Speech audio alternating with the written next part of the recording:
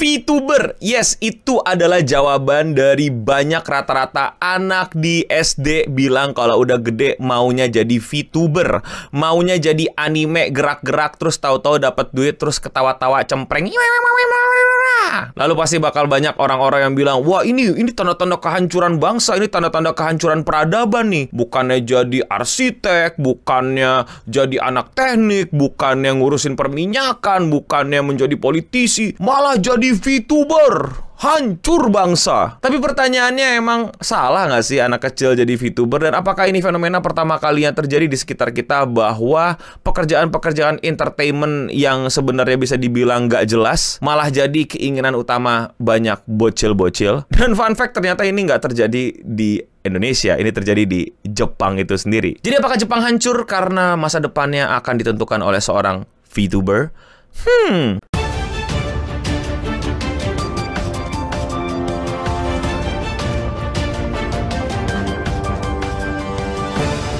Jadi ada survei di Jepang gitu yang nge-survei anak-anak kecil itu sebenarnya kalau udah gede mau jadi apa. Dan surprisingly, VTuber itu menjadi salah satu kategori yang paling besar dipilih sama anak-anak, sama bocil-bocil di Jepang sana. The survey received 2,313 responses, the majority of which were from elementary school age children, the rest were from middle school student. Jadi ini survei dilakukan sama 2.000 anak-anak di Jepang yang dilakuin ke anak-anak SD dan anak-anak yang masih SMP. Jadi lumayan gede lah ya jumlahnya, nggak cuma satu sekolahan gitu atau cuma tebak-tebakan, lu mau jadi apa, jadi ini gitu. Itu pemikiran tuh, tau sih? Ini pemikiran yang rame banget di sekitar gue gitu kan.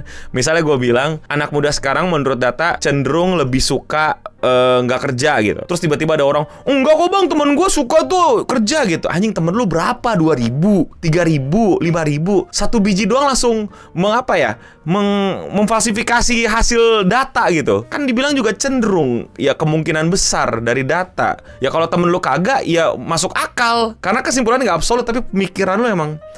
saya tulis lagi, lanjut. Ini adalah 10 besar karir-karir yang pengen dilakuin sama anak-anak muda, anak-anak kecil lebih tepatnya di Jepang. Yang paling bawah adalah preschool kindergarten atau guru-guru TK. Ya ini menurut gue wajar banget sih bagaimana mereka melihat salah satu pekerjaan adalah ya menjadi guru itu sendiri. Itu kan pekerjaan yang benar-benar mereka ngerasain hampir sebagian besar hari-harinya gitu. Jadi yang mereka tahu, oh kerjaannya jadi guru enak kayaknya nih gitu. Atau dia menyenangkan jadi guru karena dia senang waktu diajarin sama gurunya. Jadi wajar banget lah ya. 9, musisi. Wajar banget. Lagi-lagi ini adalah hal yang biasa mereka lihat di TV, entertainer, dan mungkin dia udah diajarin nyanyi sama mama bapaknya. 8, idol. Nah, ini baru bau-bau Jepang. Ya, anak-anak kecil itu juga punya idol-idol gitu loh. Jadi di Jepang tuh ada idol-idol kecil juga yang diidolain sama anak kecil. Jadi ya wajar mereka ke-expose sama job itu dan mereka mungkin mau jadi idol. 7, dokter. Oke, lumayan lah ya, paling tradisional dan paling banyak. Dulu waktu gua kecil tuh gue ingat banget yang cewek pengen jadi dokter, yang cowok pengen jadi pilot. Yang 6, YouTuber.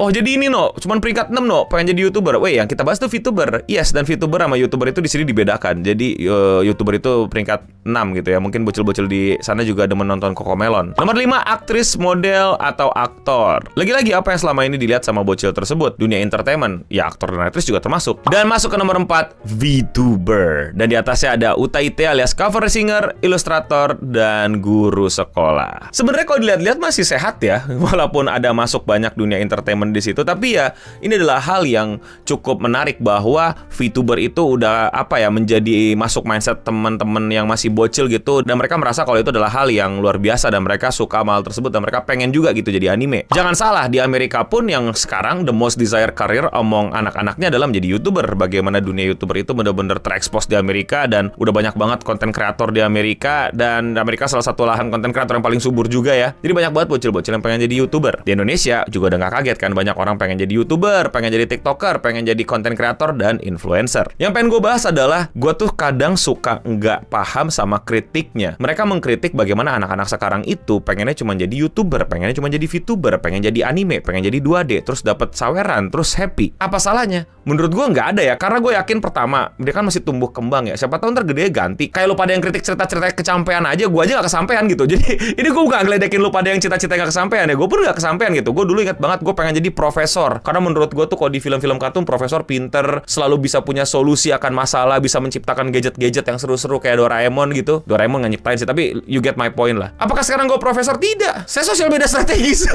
Gue juga ganti-ganti tuh. Gue pengen jadi tentara waktu itu. Gue pengen jadi programmer. Gue pengen bikin game. Zaman-zaman gue ke expose sama PlayStation dan warnet. Kayaknya gue seru deh. Gue pengen bikin game yang gue mau dan lain-lain. Apakah berhasil? Kagak. Jadi ya biarkanlah anak-anak itu apa ya sebutlah mereka masih SD SMP cuy, ya biarin aja lah. Ya kan mereka taunya itu. Mana mereka pernah ngelihat orang sipil kerja, orang perminyakan nyemplung, atau nakoda gitu kan, karena mereka mungkin belum pernah naik kapal gitu kan, atau ngelihat pilot gitu, atau ngelihat orang akuntan, orang perpajakan, orang apalagi orang community director dan lain-lain. Kan nggak ke-expose sama bocil. Kehidupan dia kan rumah sekolah main. Dia mainnya nggak di kantor, nggak di venture capital, kagak di startup. Tenang aja, tenang. Kalau lu bilang, bangsa hancur, semua orang menjadi VTuber, dia masih bocil. Lu tanya coba jobnya, lu mau nggak jadi CEO? Apa itu CEO? Mana tahu? Pengen jadi back end nggak? Pengen jadi full stack nggak? Pengen jadi UI UX nggak gitu? Hah, UI UX game apa? Nggak tahu ya, bocil. Santai aja, kalem. Bangsa hancur. Ya elah. Hal ini juga seharusnya jadi concern pemerintahan sih. Maksudnya bukan berarti salah. Dan menurut gue ini harusnya kan jadi sebuah apa ya? Gue nggak tahu kalau sekarang di Indonesia ada apa enggak gitu. Tapi di Jepang gue ingat banget. Jadi itu ada sebuah program yang namanya itu mengenalkan pekerjaan-pekerjaan yang ada dilakuin sama alumninya di sekolah-sekolahannya gitu. Jadi itu ada kayak festival gitulah, festival kebudayaan, festival seru-seruan gitu di sekolah. Dan biasanya tuh sesinya itu ya isi-isi ngenalin tentang kerjaannya apa sih, kerjaannya gimana sih, pemadam kebakaran gimana sih, polisi gimana sih, kuli gimana sih, programmer gimana sih, dan lain-lain ke anak-anak SMP atau SMA gitu, gue lupa. Ada tuh waktu itu gue nonton reality show di Jepang. Kebanyakan nonton NHK dulu di TV kabel. Ada tuh dan seru banget. Jadi mereka ya mulai ke-expose kan sama hal-hal yang seru, sama kegiatan-kegiatan yang lain. Jadi tenang aja gitu loh. Jadi mereka tahu nih, oh karir gue abis SMA nih mau kemana. Jadi bener-bener di-provide sama sekolahannya. Di Indonesia pernah ada apa enggak? Gue pernah denger ada waktu live streaming kalau nggak salah ada yang cerita katanya sekolahnya dulu ngedatengin alumni-alumni juga, bahkan bukan alumni tapi emang diundang gitu, orang tua siapa yang kerja itu untuk menjelaskan gitu pekerjaannya apa dan ngapain di kerjaannya, dan buka apa ya Q&A gitulah ke anak-anak SMA tersebut. Which is buat gue itu keren banget, dan menurut gue harusnya jadi kewajiban sih di setiap sekolahan itu ada semacam program seperti ini. Jadi yang mereka tahu itu nggak cuma YouTuber, VTuber, streamer, content creator, TikToker, dan influencer, karena itu yang mereka lihat, karena itu media yang mereka konsumsi sehari-hari, yang mereka taunya jadi kaya raya mudah dengan cara seperti itu. Dan ini adalah poin yang pengen gue sampaikan terakhir, adalah banyaknya orang masih nggak mau jujur sama kegiatan content creator ini, influencer ini, dan TikToker ini. Yes, gue paham bahwa lu pengen share yang baik-baiknya, yang seru-serunya, tapi nggak mau share yang painfulnya. Gue rasa gue orang yang cukup tepat ya untuk ditanyain seberapa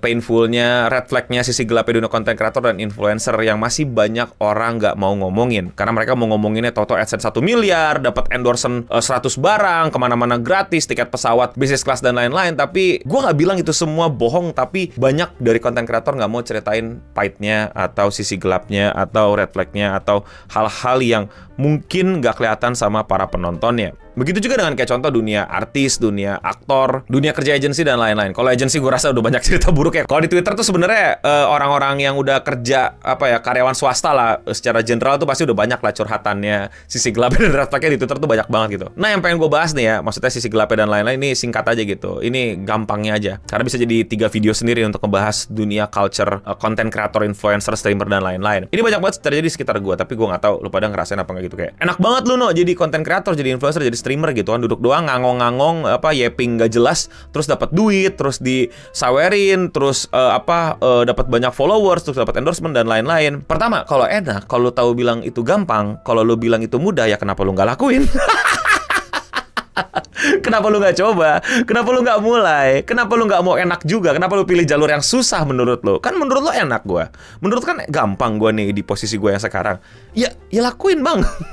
Gas. Poinnya bukan pengen adu nasib, tapi banyak orang itu melihat jadi konten kreator itu hanya bikin, rekam, upload gitu, dan tahu-tahu lu kaya raya. Tapi mereka nggak lihat gitu proses di belakangnya, jatuh bangunnya, video-video dia yang gagal, video-video dia yang nggak ditonton orang. Selama bertahun-tahun dia mencari brand yang tepat, karakteristik yang tepat. Waktu dia live streaming penontonnya cuma 1, 2, yang donate selama 1 malam cuma 10.000 atau bahkan nggak ada. Itu kadang-kadang nggak kelihatan. Gue nggak bilang salah mereka yang nggak mau ungkapin atau nggak mau jujur ya. Tadi tuh poin gue nggak mau jujur tuh bukan berarti nggak ada yang mau jujur. Cuman ya gue mengerti bahwa kalian pengen ngasih lihat yang terbaik, entertainment terbaik ke penonton kalian. Nah, gue di sini pengen nyimbangin informasi nih buat lu pada yang menganggap bahwa jadi VTuber enak, jadi konten kreator enak ya. Ya lu jadi VTuber sana cobain. Dah gampangnya gitu aja. Apalagi dari perspektif VTuber ya, buset modal VTuber tuh jauh lebih apa ya? Menurut gue jauh lebih mahal kalau kita standarin gitu. Maksudnya streamer lu udah modal PC, internet dan lain-lain, oke kelar, ya kan?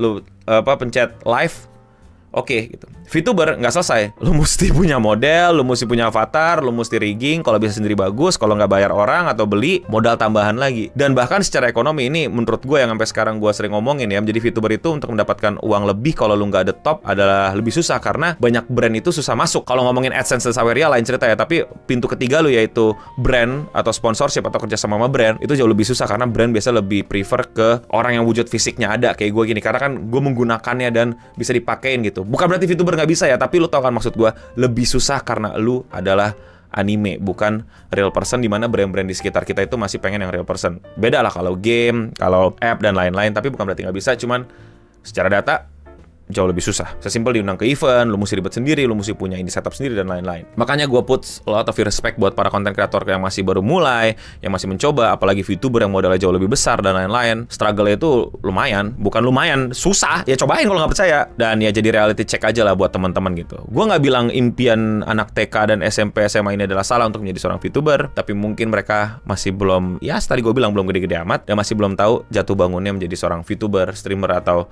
sekitarnya itu seperti apa. Tapi gimana menurut kalian yang adik-adiknya pada mau jadi TikToker, influencer, bagi-bagi duit, atau malah sekarang cita-citanya pengen dikasih duit sama influencer?